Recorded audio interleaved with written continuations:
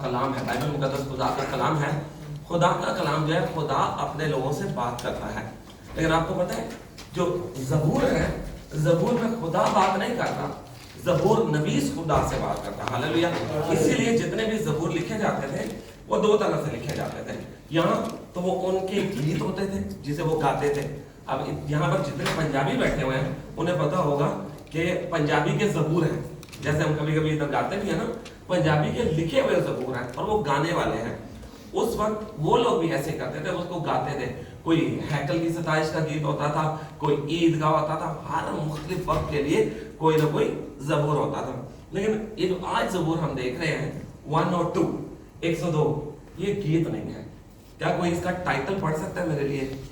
एक दफा हिंदी में पढ़ेंगे, एक दफा उर्दू। दीन जन की उस समय की प्रार्थना, जब वह दुख का मारा अपने शोक की बातें यहोवा के सामने खोलकर कहता है।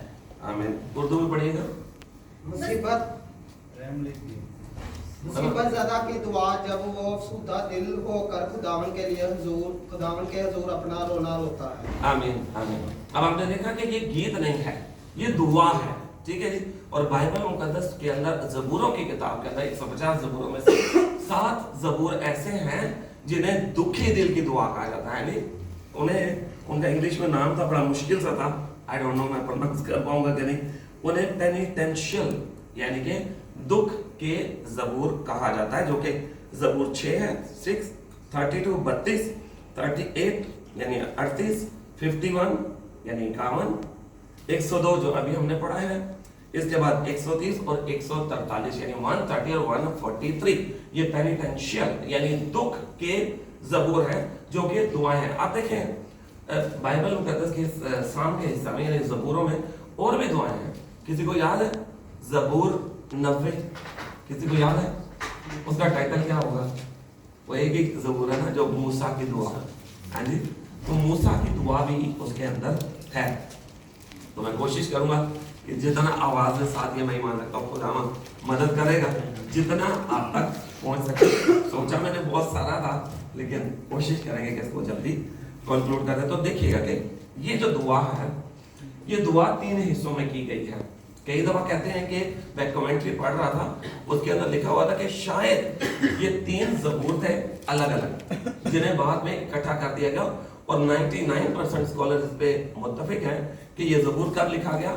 जब बनी इस्राइल गुलामी में थे।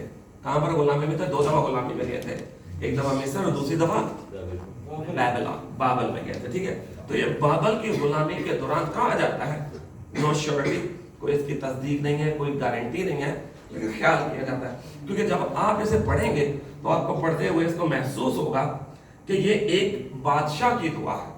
ये शख्स की दुआ नहीं लगती, एक बादशाह की लगती है जो अपनी कौम के लिए दुआ कर रहा है।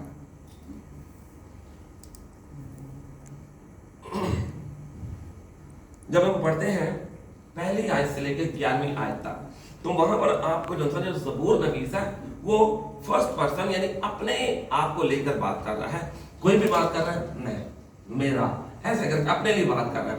और आप पढ़ेंगे तो थ्रू आउट आपको एक ही चीज नजर आएगी, और वो क्या है? मायूसी। आपको एक ही चीज नजर आएगी कि जो ज़बूर नबीस है, जो ज़बूर लिख रहा है, उसे लग रहा है कि उसका खुदा जो है उसकी दुआ नहीं सुन रहा।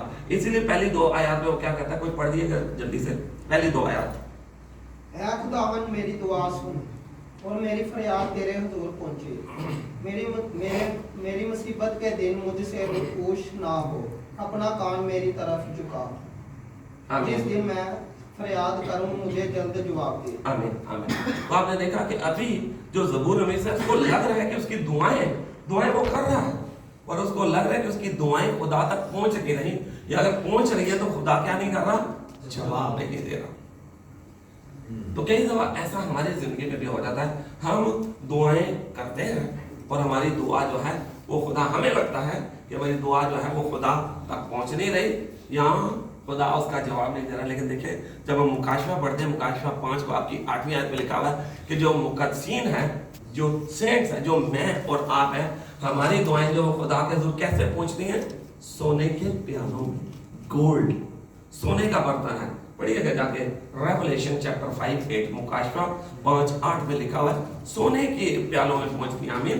तो मेरे और आपकी दुआएं रायगा नहीं जाती, लेकिन हमें लगता है कि इस टाइम पर कुछ नहीं हो सकता। दूसरे हिस्से में वो 12 से लेकर 22वीं आयत तक, यानी आयत 12 से लेकर 12 to 22 वो जब बात करता है तो वहां पर अब वो अपनी नेशन के लिए बात करे। इसीलिए मैंने आपको कहा कि जब मैं इसको पढ़ रहा था तो मुझे लग रहा था कि ज्यादातर जो कमेंट्रीज लिखी जाती हैं, चार्ल्स स्पर्जन ने सारे 150 के 150 ज़बूरों पर कमेंट्री की है, लेकिन किसी ने इसको बादशाह जैसा नहीं लगा। लेकिन मुझे लगता है कि एक बादशाह किया, क्योंकि आप देखें वो यरूशलेम की बात करता है, वो सय्यून की बात करता है। अब सय्यून के अंदर ये दाऊद का ज़बूर नहीं है, और कहा यह जाता है कि मोस्ट प्रोबेबली अगर ये बाबल की गुलामी में लिखा गया तो ये 6ठी सदी में 6th सेंचुरी के अंदर लिखा गया, बिफोर क्राइस्ट, खुदावंद यीशु मसीह के आने से पहले। तो वहां पर दाऊद नहीं है, लेकिन वो अपने मुल्क की, अपने लोगों की गैरत रखता है। एक जगह पर जाकर वो कहता है ना, सय्यून के मुतल्लक जाकर वो बात करता है। 13वें आयत में लिखा है, तू उठेगा और सय्यून पर रहम करेगा, कि वो उस पर तरस खाने का वक्त है। सय्यून आपको पता है कि वो जगह थी जिसके ऊपर है, यरूशलेम के वो हिस्सा है जहां पर दाऊद का महल था, ठीक है जी, इसलिए उसको, इस एरिया को सय्यून वो कहता था। तो वो यरूशलेम की भी बात करता है, वो सय्यून की भी बात कर रहा है।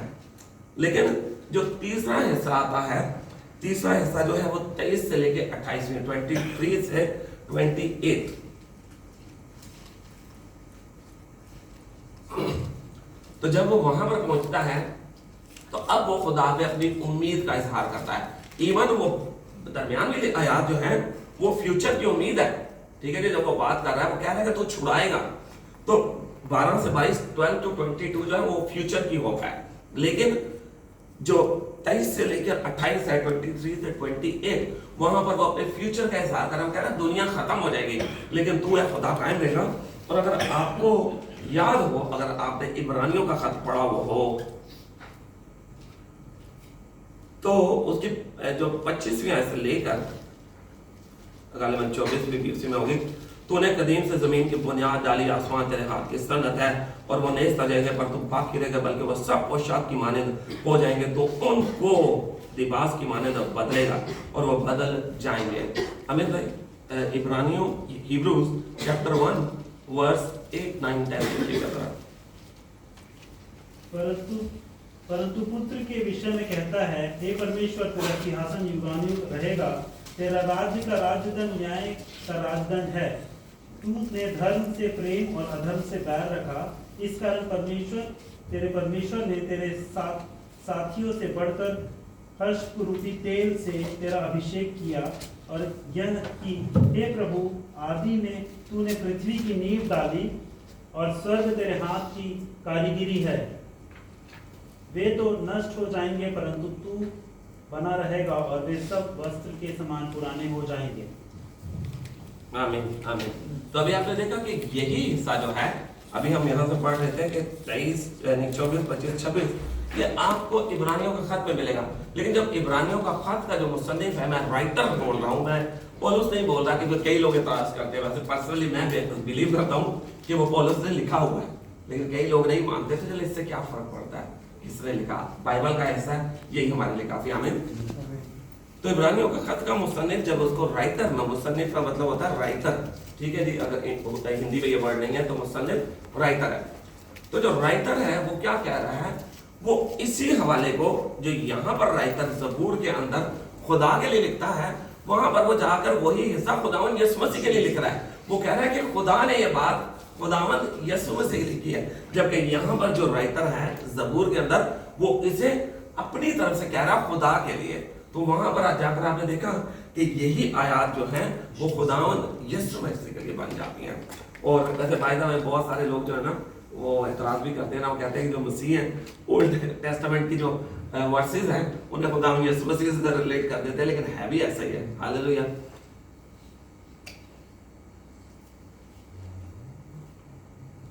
तो हमने 3 हिस्सों के ऊपर बात की है। पहला हिस्सा जो था कि जो उसके दुख की पिक्चर थी, जो सामस है, जो ज़बूर लिखने वाला 1 to 11। सेकंड में हमने 12 to 22 देखा, फ्यूचर की होप है। और जो 23 से 28 है वो वहां पर अपने ईमान का इजहार कर रहा है कि खुदा है कौन है और वो क्या कर सकता है। लेकिन इसमें से हम सिर्फ और 5 मिनट लेंगे, ज्यादा नहीं। हम सिर्फ एक हिस्से के ऊपर गौर करेंगे और वो पहले वाला है जो इसका टाइटल है। मैं उर्दू में पढ़ता हूँ, मेरे पास उर्दू की बाइबल है, उसमें लिखा हुआ है एक परेशान हाल जवान की दुआ।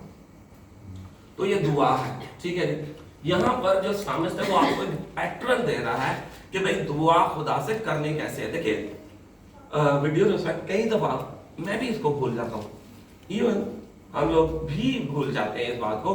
खुदावंद यीशु मसीह ने जहां पर भी बात की उसने हमें दुआ करने का पैटर्न दिया है। किसी को पता है वो पैटर्न क्या? जब शागिर्दों ने पूछा था कि प्रभु हमें दुआ कर, यूहन्ना के शागिर्दों को आती है तो हमें भी दुआ करना सिखा। तो यीशु ने क्या कहा था? जब तुम दुआ करो तो कहना ऐ हमारे खुदा, ऐसे नहीं कहना ऐ हमारे बाप। हालेलुया। खुदावंद यीशु मसीह चाहता है कि हम जब उससे बात करें एक पर्सनल रिलेशन आए। देखिए यहाँ पर बहुत सारे लोग हैं, ठीक है जी, जो बिजनेस को समझते हैं। जैसे आप हैं, आप लोग कई दफा मीटिंग में जाते हैं, क्लाइंट के साथ बातचीत फर्क होती है, लेकिन जब आपका बेटा आपसे बात करता है वो क्लाइंट नहीं है, आप उसके क्लाइंट नहीं है। वो आपसे जब आप अपने बाप से, आप लोग भी, इवन मैं, मेरे अब्बाजी खुदा उनके बदल से अभी भी हयात है, जिंदा है, मैं उनसे बात करता हूँ तो मैं एक बेटे की तरह बात करता हूँ। मैं उनके साथ फॉर्मेलिटी में बात नहीं करूंगा, करेक्ट? ऐसा ही है ना? हम अपने बाप से जब बात करते हैं दिल खोल कर बात करते हैं। लेकिन गलती हम कहाँ करते हैं? दुआ करते हैं। कई दफा हम खुदा से दुआ करते हैं, यार देखिए वो खुदा है, ठीक है। आप जब दुआ करें, मैं दुआ करूं तो हमें उसकी शुक्रगुजारी के साथ करनी है। खुदा कादर तेरा शुक्र अदा करते हैं, तू जो इब्राहिम, इसहाक और याकूब का खुदा है, तू जो मसीह यीशु में मेरा जिंदा आसमानी बाप, उसकी सारी तारीफ करने के बाद एट द एंड जब आपने कन्वर्सेशन स्टार्ट करनी है तो आपने एक रिलेशन में आके करनी है। हालेलुया। बनी इस्राएल के पास ये अपॉर्चुनिटी नहीं थी, लेकिन आज मेरे और आपके पास ये अपॉर्चुनिटी हमारे खुदा ने हमें दी हुई है। हालेलुया। तो हमें इसको अवेल करना है। फिर देखें खुदावंद यीशु मसीह मत्ती 6 बाब में गालिबन यस किसी को याद है प्रेयर ऑफ द क्लोजेट, कोठरी की दुआ। तो खुदावंद यीशु मसीह ने वहां पे क्या कहा था कि जब तू अपनी कोठरी में जाए तो दरवाजा बंद करे, अकेले में अपने खुदा से दुआ करना। ये लिखे दोबारा सोचे, अपने पिता से, अपने बाप से दुआ करना, और वो पोशीदगी में तुम्हारा बाप। खुदावंद यीशु मसीह हमें याद करा रहा है कि जब वो दुआ करता था तो क्या कहता था? ऐ बाप इन्हें मुआफ कर। हमारा प्रॉब्लम क्या है? हम ज्यों ज्यों बाइबल के आगे चलते जाते हैं, हम दूसरों की दुआएं कई दफा सुनते हैं, अच्छा लगता है ना, अगर कोई खुदा से कहता है गलत नहीं है। लेकिन देखिए यीशु मसीह कह रहा है कि जब हमने दुआ करनी तो एक रिलेशनशिप में आके करनी है। देखें हम लोग पता है एक और गलती भी करते हैं, कई दफा हम दुआ करते हैं, दुआ का लफ्ज़ी मतलब है बातचीत, कन्वर्सेशन, ठीक है। कन्वर्सेशन में मुझे एक बात बताइए, मैं आता हूँ, मैं कहता हूँ भाई आपका नाम क्या है? आपका नाम क्या है? हाँ जी सिंह, चले मैं बोल देता हूँ। मैं कहता हूँ सिंह भाई मैं आपके पास आया, मैं आपसे बात करना चाहता हूँ, ठीक है, ये आपने काम करना है, ठीक है, आप समझ गए, ठीक है, मैं चला गया। क्या ये बातचीत है? Is it? It's not a conversation. बातचीत के मतलब ये है मैं इनसे बात करूं, बदले में ये मुझसे बात करें। आमीन हालेलुया। हम क्या करते हैं? हम आते हैं, दुआ करते हैं, कई दफा आधा घंटा में दुआ करते हैं, हालेलुया, बहुत अच्छी बात है। लेकिन दुआ आपने ठीक किया, लेकिन क्या खुदा को मौका दिया बात करने का? करें क्या उसकी भी सुनी क्या? नहीं। बातचीत तो तभी कंप्लीट होगी ना जब आपने उसकी भी सुनी। हम तो क्या करते हैं? अपनी सुना के खुदा को चले जाते हैं, उसकी नहीं सुनते। तो हमें उसकी भी सुननी है। हालेलुया। एक छोटी सा एक वाक्य है जिसने इन दिनों मेरी जिंदगी में बड़ा असर डाला। कहने को और बहुत कुछ था, लेकिन मैं नहीं चाहता कि कहीं जाके मेरी आवाज बंद हो जाए और हम हाथ में छोड़ दें, इसको कंक्लूड कर देते हैं। लेकिन एक बात याद रखिएगा, ये दुआ के मुतल्लक है, और दुआ कब? जब आप मुश्किल में हो। अब मुझे एक बात है, मेरी जिंदगी में 2 दफा ऐसे मौके आए जब मुझे लगता था कि खुदा मेरी दुआओं का जवाब नहीं दे रहा। आप में से किसी की जिंदगी में ऐसा मौका आया? सबकी आता है, हाथ खड़ा करें ना करें, सबके आता है कि आपको लगता है खुदा नहीं सुन रहा। लेकिन पिछले महीने एक वाक्या हुआ जिसने मेरी जिंदगी को, खुदा के ऊपर ईमान को बदल के रख दिया, चेंज हो गया मैं टोटली।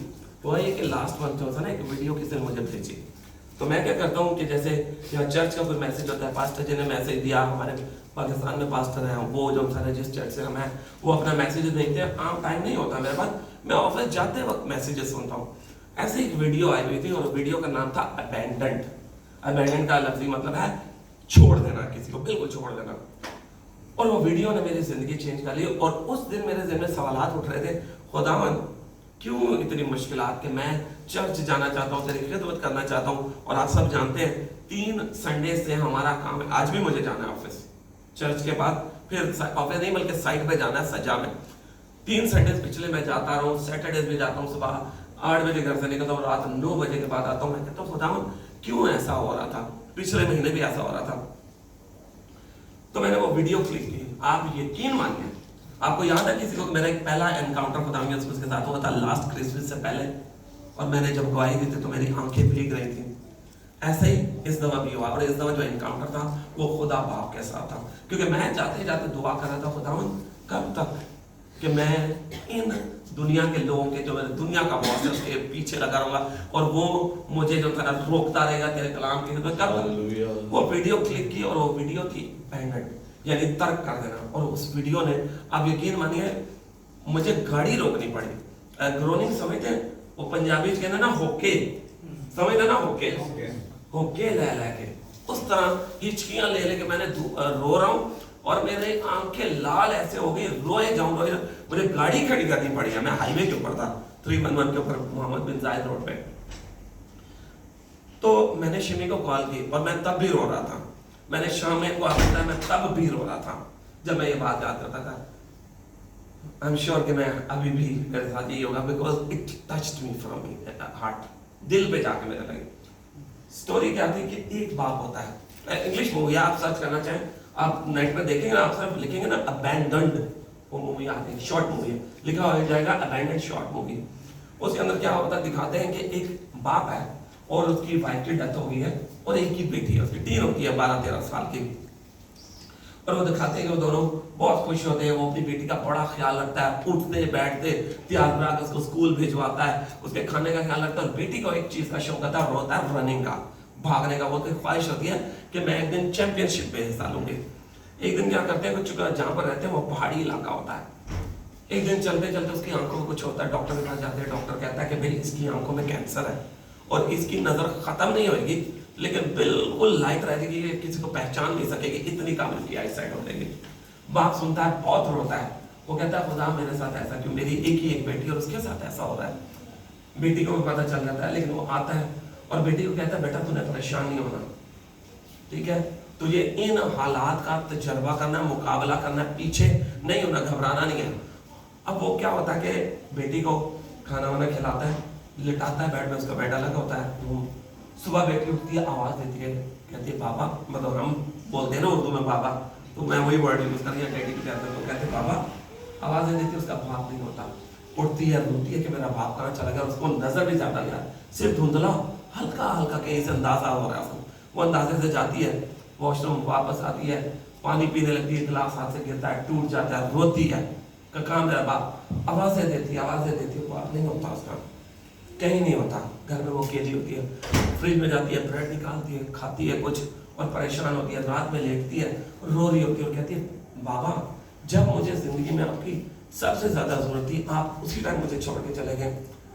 1-2 दिन ऐसे गुजरता है और वो फिर क्या करती है, अपनी स्ट्रेंथ इकट्ठे करती है, उसको अपने बाप की याद आती है, तो उन्हें हार नहीं मानना, नहीं, उठती है, निकलती है बाहर, तैयार होके बाहर निकलती है और अपने रनिंग वाले ट्रैक पे जाती है। और उसको हैरत होती है कि वो भागते भागते किसी से टकराती नहीं है, लेकिन अचानक भागते भागते वो पहाड़ी इलाका होता है, वो एक किनारे पर पहुंच जाती है तो एकदम उसके बाप की आवाज आती है, वो उसका नाम एमिली होता है, कहता है एमिली, उसको रुक जाती है, तो वो एकदम आके उसको गले मिलता है।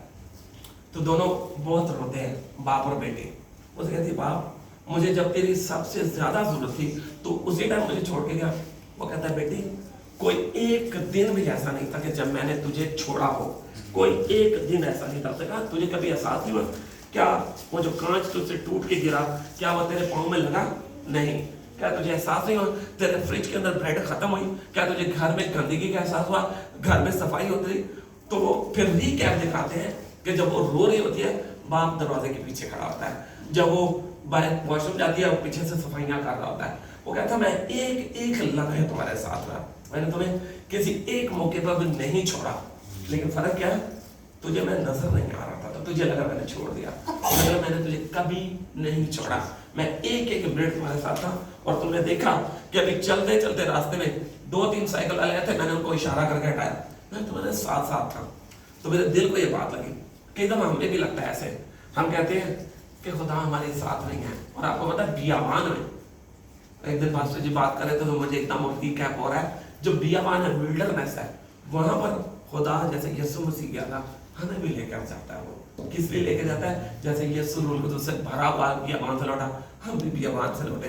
बियाबान के अंदर जो सबसे पहली चीज आपसे दूर होती है वो आपको लगता है आपका खुदा, लेकिन हमारा खुदा जैसे उस बेटी का वो दिखाते हैं, उसका बाप हर टाइम उसके साथ है, वो देख नहीं पा रही होती। लेकिन याद रखिएगा, अगर आप खुदा को देख नहीं पा रहे तो इसका मतलब ये नहीं कि खुदा आपसे दूर हो गया। हालेलुया, हमारा खुदा हर वक्त हमारे साथ है और वो कभी हमें छोड़ता नहीं। कलाम में लिखा हुआ है, माँ शीरख्वार बच्चे, शीरख्वार समझते हैं ना, दूध पीता हुआ बच्चा, माँ छोड़ सकती है। यहाँ पर कितनी माएँ बैठी, कोई माँ छोड़ सकती है ऐसे? क्षमा, कोई माँ छोड़ सकती है? सिस्टर जी आप छोड़ सकती हैं ऐसे? नहीं ना। लेकिन खुदा कहता है माँ फिर भी छोड़ देगी, लेकिन मैं तुम्हें कभी नहीं छोड़ूंगा। हालेलुया। तो मैं ये समझता हूँ, आज अगर इस स्टोरी की तरह, इस सामर्थ या ज़बूर नवीस की तरह हम में से कोई भी शख्स जो है वो बियाबान में से गुजर रहा है, तो तसल्ली रखें, आप खुदा को महसूस नहीं कर रहे, लेकिन वो हर जगह पे आपके साथ है। हालेलुया, आपके आने जाने में मददगार है। आपको क्या पता है, दिन भर वो आपको कितने हादसा से बचाता है, दिन भर वो आपके लिए कितनी चीजें करता है। आपके फ्रिज में डबल रोटी खत्म नहीं होगी, आपके खाने की चीजें खत्म नहीं होगी। कौन कर रहा है? हालेलुया, हमारा जिंदा खुदा कर रहा है। हमें दुआ करने में हिम्मत ना हारे, दुआ करते रहे, लेकिन बाप कह के रिलेशनशिप में आए, अपने बाप के साथ एक रिलेशनशिप में आए, ताकि वो आपकी दुआओं को सुने। और ऐसा कभी हो नहीं सकता कि बाप से बेटा कहे और बाप ना माने। मैं भी बाप हूं ना, शिवान कुछ भी कहती, कई दफा ऐसा सिचुएशन होती है कि जेब में उतने पैसे नहीं होते, ठीक है, मंथ एंड आ जाता है, लेकिन बाप होते हैं मुझे उसकी जरूरत को पूरा करना है। तो जब जिस्मानी माँ बाप होते हुए हम कर सकते हैं, वो तो आसमानी बाप है, वो आपको कभी नहीं छोड़ेगा। दुआ करने में आपने हिम्मत नहीं हारनी, दुआ करते रहे। मैं ईमान रखता हूँ कि बियाबान में भी आप अपने साथ खुदा को महसूस करें।